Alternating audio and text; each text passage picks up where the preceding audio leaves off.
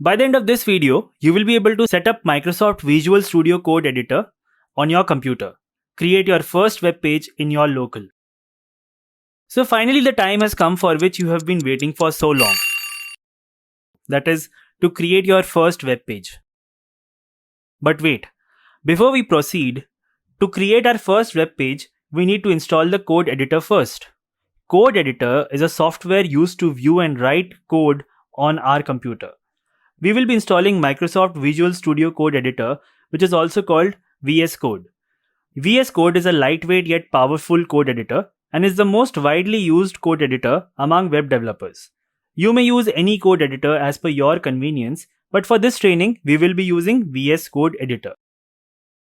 To download VS Code Editor, open this link. This link is also given below the video in the resources. Here in this page, you can see a button labeled as Download for Windows. Click on this button to download the file. Depending on your internet bandwidth, it might take a while to download the file. Once the file is downloaded, we will click on the file to run it. Accept the terms of license agreement and click on Next. Here, you can select the drive folder where you want to install this software. I will proceed with the default location, that is C drive. Here, you can select the checkbox to create a desktop icon that will come handy in future to open the software. Now click on the Install to install the VS Code Editor. And once the installation is complete, the VS Code will launch and this is the first screen you will see. Note that the download and installation steps for Windows and Linux OS are the same. Now, as a beginner, it might be overwhelming for you to see all options in the VS Code Editor. But trust me, as we will progress through the training, you will be able to understand and use the relevant features that will help you become a good web developer. For now, let us create our first web page. Click on the File option here and select Create File option.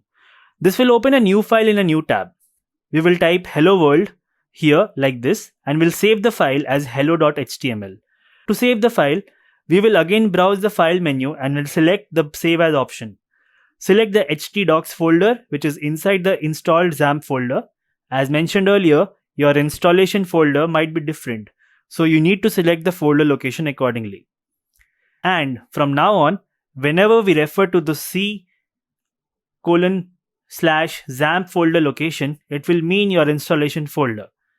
Now, if you want to see if the web page you just created is working or not, enter this URL in the address bar of your browser. Here it is. Amazing, right? So congratulations on creating your first web page. Also note that web server can fetch files only from this folder location, that is C:/XAMPP htdocs. So we will create all our web pages in the future in this location only. Now, coming back to the web page which you just created, if you can replace the IP address with the term localhost, you will get the same result like this.